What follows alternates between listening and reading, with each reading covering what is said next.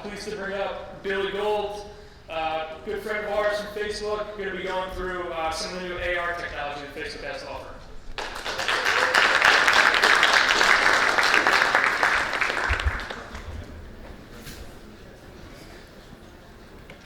All right, am I on? All right, awesome. Good afternoon, everyone.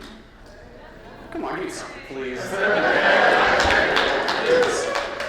I know I'm a guy that's standing between you guys on a long weekend, so I'll make this as painless as possible, and maybe we'll have a little bit of fun. All right? Sound good? Sound good? Yeah. All right, let's get started.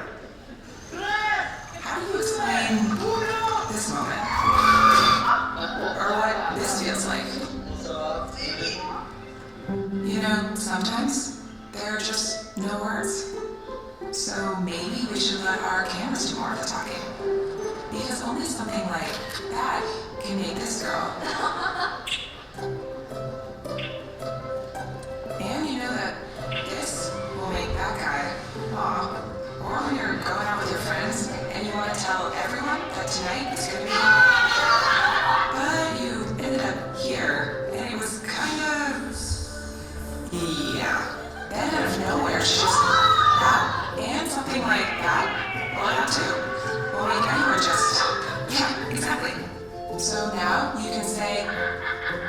Or without saying it. And next time, life just. All you have to do is. Yeah.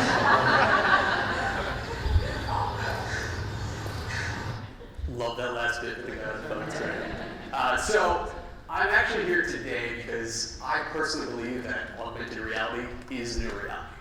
You might think it's, forward-thinking, it's future-focused, but I'm here to convince you guys that it actually is here and now. So, as Pete said, my name is Billy Gold, and I work at the agency at Facebook. There's my Facebook, I'm a real person.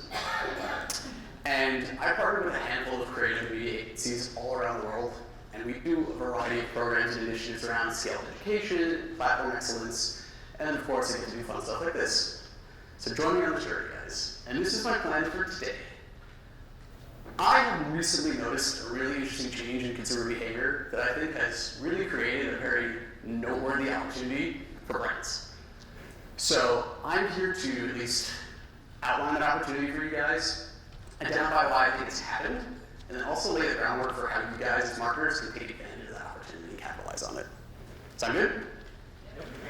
As you can tell, I'm polling the audience a lot too, so please participate because I will call you out and I will make awkward eye contact with all you guys in front of me. I should also say that I'm an only child, so I'm very comfortable with very long awkward silences. I will stand here and see you after my jokes. Thank you. So, we're definitely at the beginning of all this, even though I did say it is now. But what we see are two paths that are slowly converging on one another. One is of VR or virtual reality, and one is of AR and augmented reality.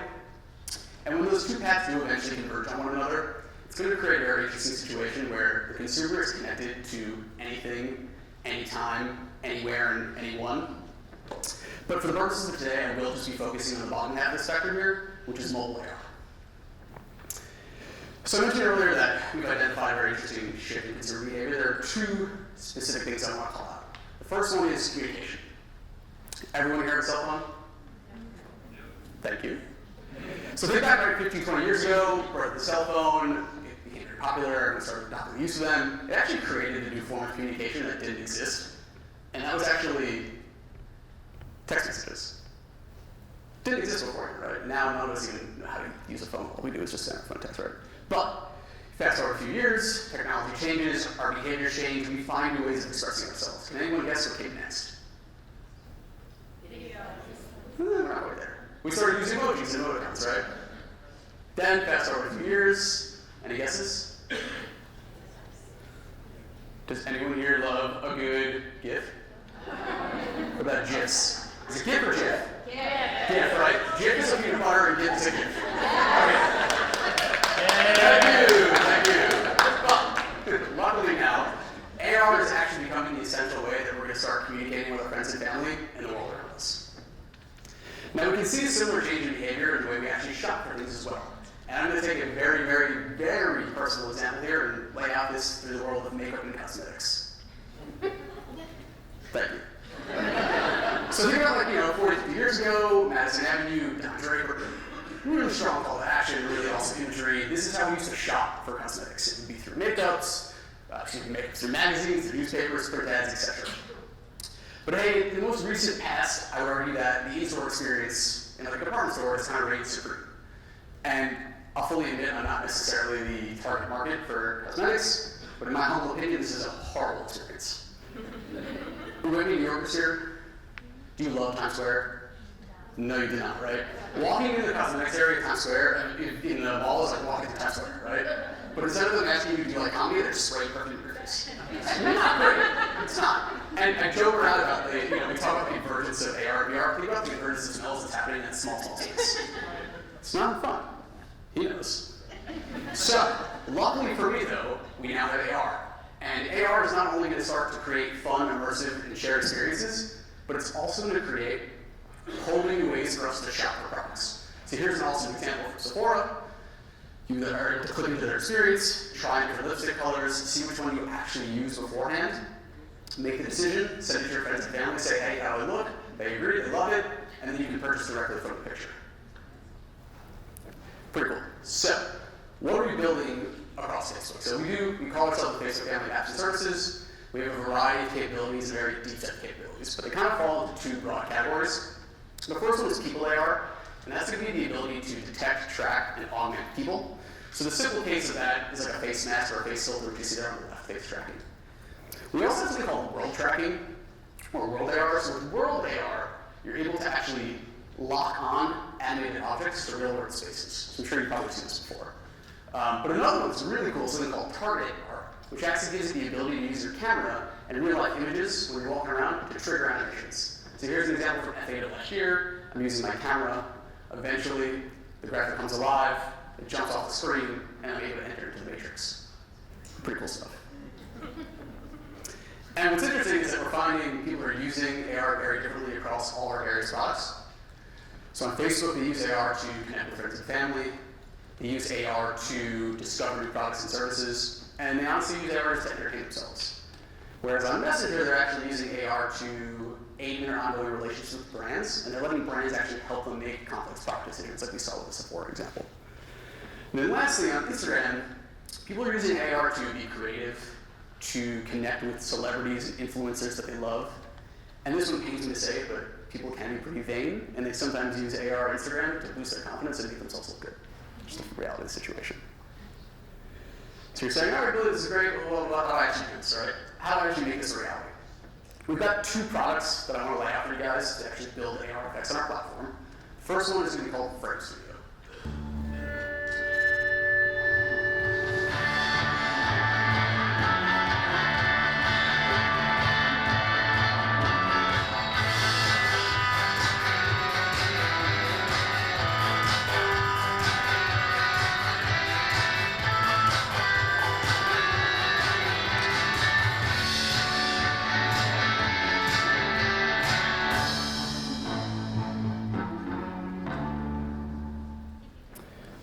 So Frame Studio is going to be a web-based editor for making 2D frames and photo overlays, and you can use them in one of two places. One is going to be just in the Facebook camera, and the second one is actually just going to be in profile pictures. I'm sure you might have seen this before when someone updates their picture to show off some sort of cause or some sort of team. And this is completely free to use. It's open to the public. Go on any search engine and just search Facebook Frame Studio, and I'm not a designer by any means, but this is relatively easy to use. You have your assets, drag and drop. Your frame will go through a very slight review period, and then it'll be ready to go. Once again, it's completely free. The second tool that we have is something called the AR Studio. And this one's a little more complex and a little more, I would say, technologically involved, but this allows you to create really cool stuff.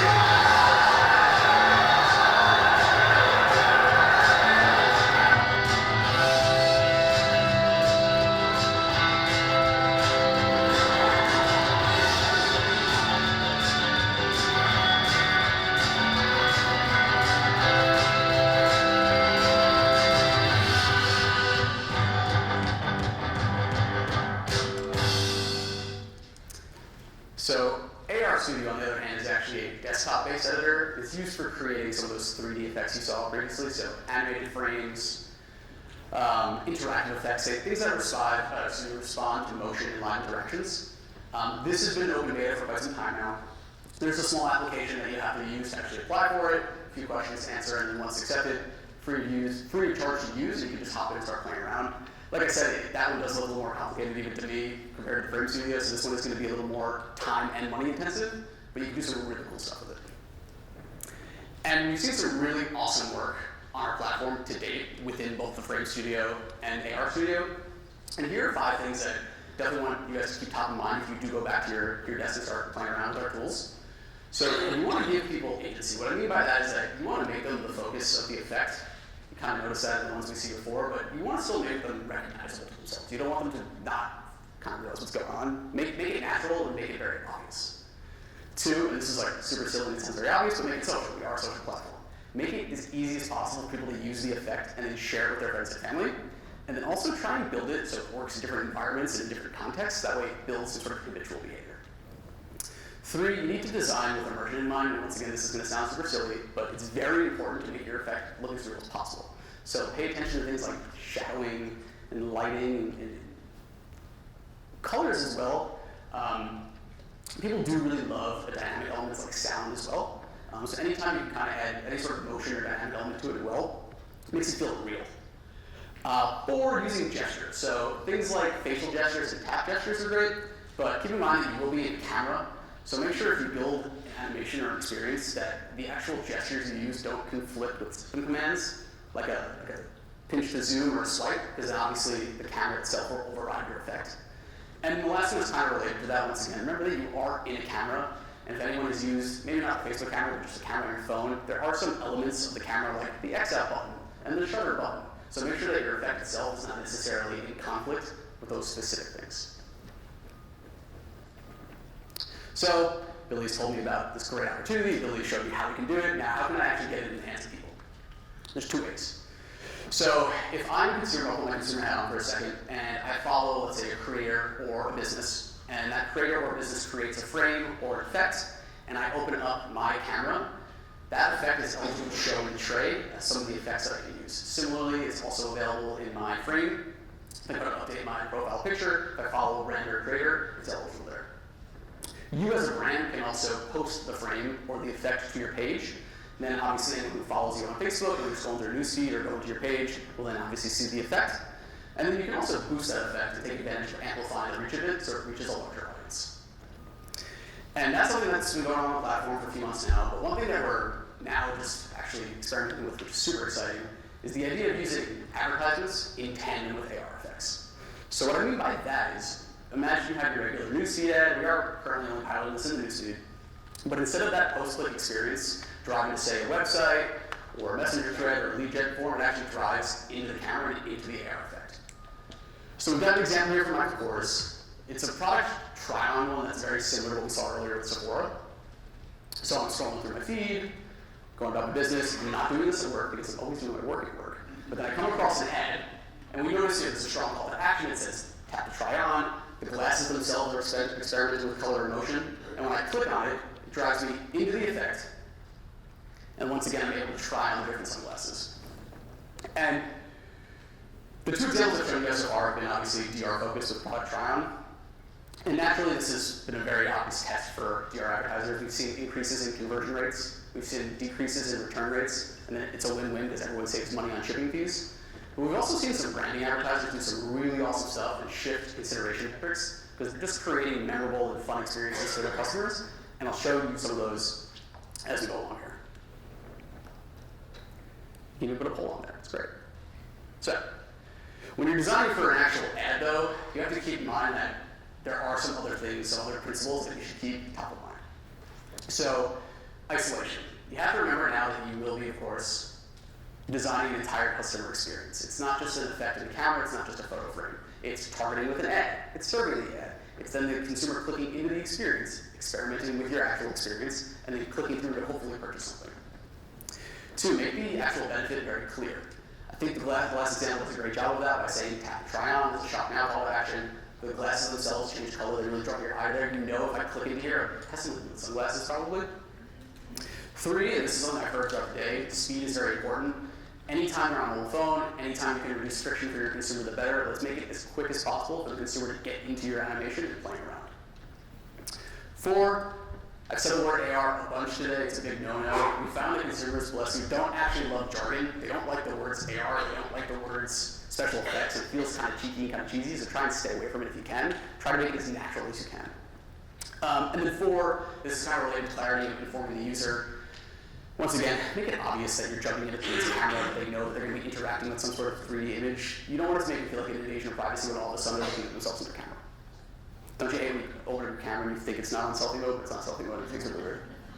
Great. So, now that we've got all that out of the way, I'm going to show you some really, really cool examples that we've seen. I've got some frameworks that I want to lay out, just things to kind of get the thoughts through as to how I can be building, why I should be building, and then I'll show you some actual really cool activations that are happening to date.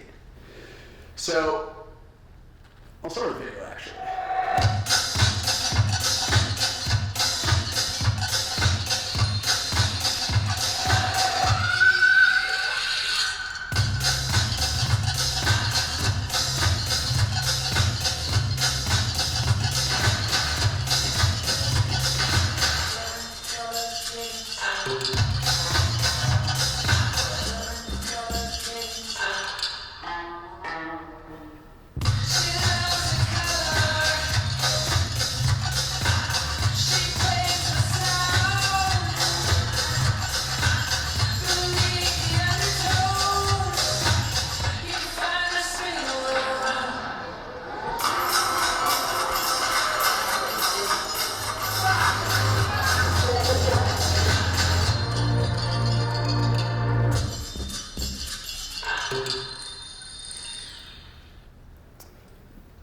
So first framework, life companion. My mic on? All right. How can users actually use their camera and use AR to serve as a personal assistant? How can it help them inform decisions throughout the day? We saw an example in the previous video of furniture. This is another example of that. We had a company actually experiment with on a platform. Pretend like this isn't on the Facebook group and this is in my living room, but I'm able to actually see how the couch will look in the space, move it around, and say, hey, this purchase is actually worth it. I actually did this recently for a kitchen table, and it looks great, so I highly recommend trying it. And I had a really awesome example of how an airline actually took this great framework and put it into practice in a few slides. 2, how can we allow consumers to see more of the world? How can we add context to the world? So this is the idea of target AR, or world AR here, remember? So once again, pretend like this is not in the Facebook office, and pretend like I'm actually in a furniture store right now. And imagine I was shopping in a store, and I used my camera, and it actually triggered an effect, and then I could click in and look up more information on that chair. Maybe if I was a retailer, I could then also, in that button that clicks open, cross-sell and upsell with other opportunities and things that make sense. One thing that I think would be really cool, I have a pretty big obsession with record collecting, and every time I'm in the store, I always kind of cheap out. I'm looking around and I'm like, yeah, I can probably find this online a lot cheaper. Wouldn't it be great if I take a picture of the album? It would pull up the history of the band, the history of the album, maybe show me places online I can buy that. I selfishly put that into every presentation with the hopes that one day someone will actually build it for me. Here's another great example. How can we allow consumers to see more of the world? So think about the idea of transporting to somewhere else. Here's a portal walking through the forest, and now I'm on vacation. So think if you're a retailer, what if you had a virtual storefront or a pop-up shop that I could then shop in while walking down the street? And maybe it's triggered by locations. So maybe I can't actually access that exclusive merchandise unless I go to the corner of 18th and Park Avenue South, and then I can enter the portal. What if I was buying tickets for a concert, and instead of having to worry about all the fees, is my seat going to be good, am I going to be blocked, do I need to stand, I can use my phone and I can get a completely 360 view of what my seat's going to look like. Selfishly, that's another one that I want someone to build, so I always plug that into reservations. Lastly, this is kind of fun. So how can we use AR to enable people to play more together and build community, bring the world closer together, all the great Facebook buzzwords, but at the end of the day, like, this is just cool stuff, guys. Like, look at this one. Little first-person shooter, really. We've seen some entertainment companies do some awesome stuff with this idea of playing and building teams and communities. So I'm not gonna say the names here, but you guys can probably figure this out. We recently had a pretty large movie franchise come to an end. And before the movie franchise came to an end, they built actual uniforms or skins of different characters that way people could take pictures of who they wanted to be before the battle started. Pretty cool. So, you do want to keep things simple, but you do want to also, once again, focus on the idea of utility, entertainment, and expression. So if you can provide any of those things to your consumer, you can build that habitual behavior, you can actually leave them with a favorable experience. But of course, it wouldn't be a basic presentation if I didn't remind you that we are a very large social platform and a very large global community. So encouraging usage of these things is just only going to bring us closer together. So here are some really awesome, some of my favorite activations. And if you honestly just go on to Google, Microsoft, I'm not going to think any favorites, but just search Facebook AR case studies. There's some really awesome stuff out there. These are just some of my personal favorites. Does anyone here travel, fly frequently? All right. What is more stressful than like carrying luggage?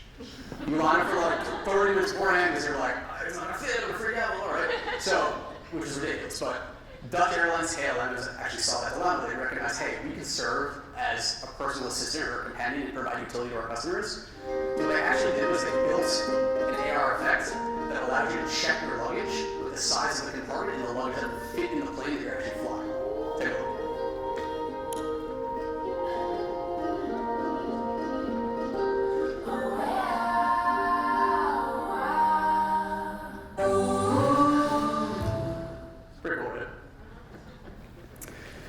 Has anyone shopped for a car recently? Purchased a new car?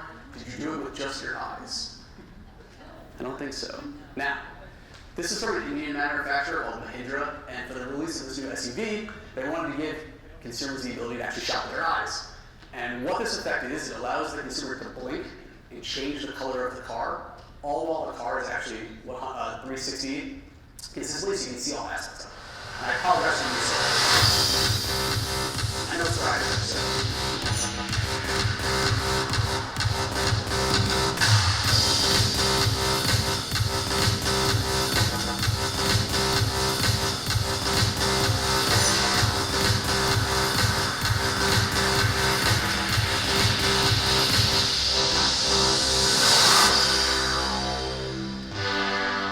Remember I said earlier, motion, color, dynamics, techno, and cars, it all fits together. Any dog people in the house? Me too, don't tell my girlfriend. Now, this might look like a silly just like face filter, and it starts off as being a dog fun face filter for pedigree, but it actually turned into something a lot cooler, so pay attention.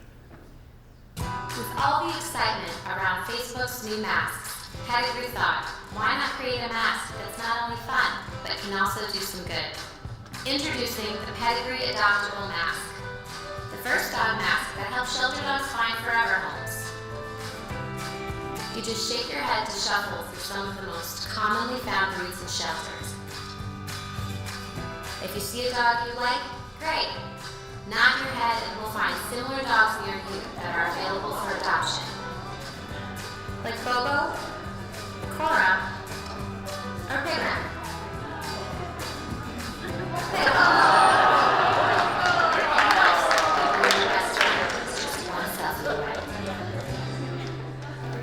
That one gets you every time. Pretty cool, right? Alright, what else we got here? Alright, does that strike fear to anyone? Can't you just hear the theme song in your head? Does anyone not know what this is? Shame on you. No spoilers here, I promise. But so this was actually a partnership with HBO and Facebook, and this was an animation that they released prior to last season's season opener. So there's definitely no spoilers here. But this is the idea of expression, entertainment, and also just coming around a cultural event. To be honest, this Game of Thrones, I would call it a cultural movement. It's kind of the death of monoculture and entertainment. So Facebook and HBO specifically wanted to capitalize on that, and they built a really cool effect. Take a look.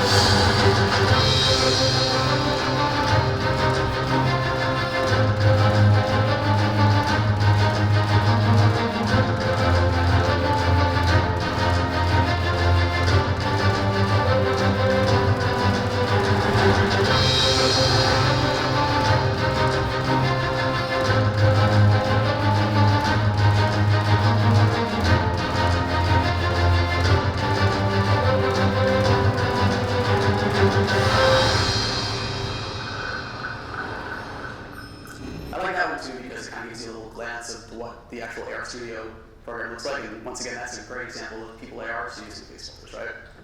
This next one actually combines people AR and world AR. And notice a lot of the stuff I'm showing you is not really product trying or DR focused. It is kind of more just entertainment and branding. I think it's pretty neat.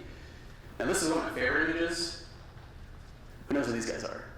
Oh yeah, right? Really letting my geek flag fly. Like, this is classic stuff, right? So for those of you who don't know, this is a great young David Duchovny from the X-Files. And for those of you who don't know, the X-Files was very popular in the 90s. And about 2 or 3 years ago, Fox was like, you know what, we actually need to revive the show, and we need to bring it back. So they brought it back. And in anticipation of that, they wanted to raise awareness of it and also build a community of me and her were huge fans. She's not living. But what they did was they built an effect, and it combines a face mask itself in addition to world tracking, which is a newer technology, which is really cool. Take a look.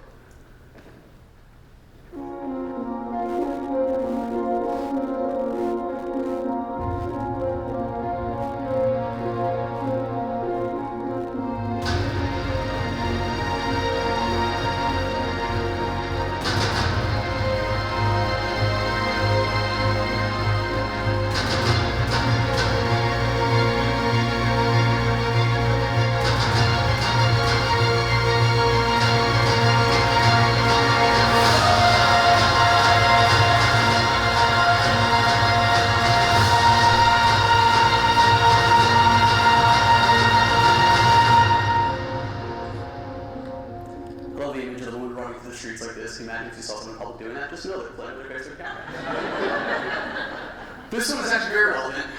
This kind of answers the age-old question, Coke or Pepsi. Now, this is actually a current campaign. You'll actually see billboards of this. You'll see this in the supermarket. You'll also see this on television. There's no sound on this one, so I'll just talk over it. But what Pepsi's doing this summer is on all of these bottles of Pepsi, they're putting special QR codes and images that if you scan with your phone, they actually unlock special stickers and effects on Instagram and allow you to share them with your friends. The idea here is obviously to get people to buy Pepsi, use it when they're out in public with their friends, and then use a specific hashtag. That way, once again, we're building community and we're allowing people to express themselves and also entertain themselves.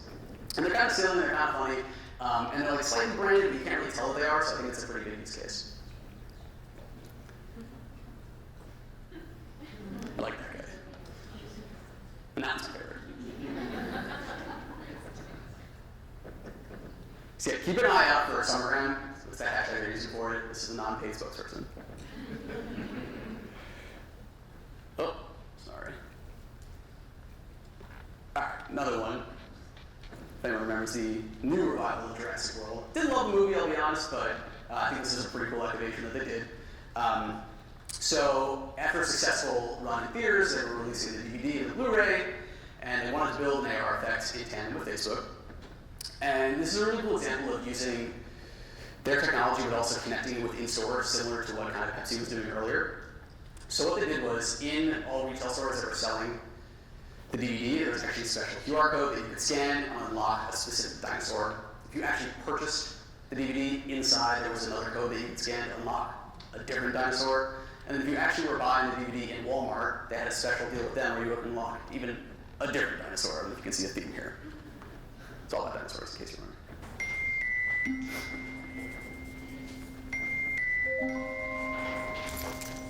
Ryan, we're leaving. Coming.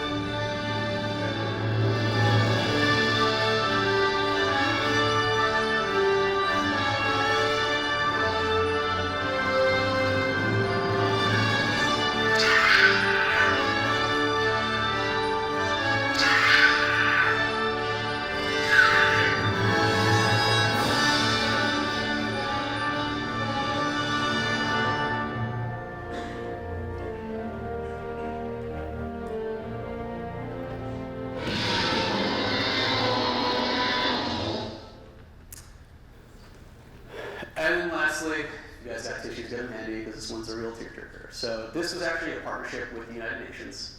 And what the United Nations wanted to do was actually raise awareness of the situations that aid workers were facing all around the world. So they partnered with Facebook and they created a live AR effect. So what this actually did, it allowed you as a user to use your phone as a teleprompter and record the story of either a worker or someone in the field they were working with, and they did something really cool with the footage. Millions of civilians are affected by conflict. And yet, what makes the breaking news is military muscles, destruction. To bring these stories to the attention of the world, United Nations, in partnership with Facebook, launched a world first, not a target, a Facebook Live teleprompter, giving you the power to broadcast real stories. This is a story of a 14-year-old girl from Eastern Ukraine. This is the story of a 34-year-old mother from Syria. This is the story of aid workers in South Sudan. The teleprompter democratized reporting of real stories for citizens of the world. The gunman attacked before dawn, shooting people in their sleep. A man with a bullet hole through his head was breathing but would not make it. A pregnant woman with a gunshot through her stomach pulled through, but her baby had been lost. It was my job to decide who we could and could not save. This is the story of a doctor in South Sudan. As the bombing continued, I did my best to piece together the adults and children torn apart by the destruction. When I entered my home, I entered a morgue. I found my wife in the kitchen, her blood painted in the walls. The world went live to broadcast these stories and asked world leaders to take action. On World Humanitarian Day, the live stories were broadcasted at Times Square. While real stories were shared using the teleprompter, the world reacted.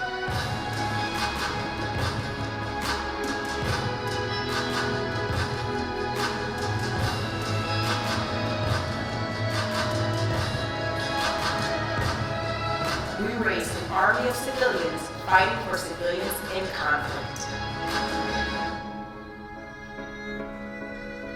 It's pretty powerful stuff, right? And I hate to leave it on a dark note, but I found it really inspiring, and I hope you guys did too. I'll be hanging out for a few minutes over there the rest of the afternoon. If you have any questions, please do come up. Do not hesitate to ask about anything related to Facebook, especially AR. With that, I just want to say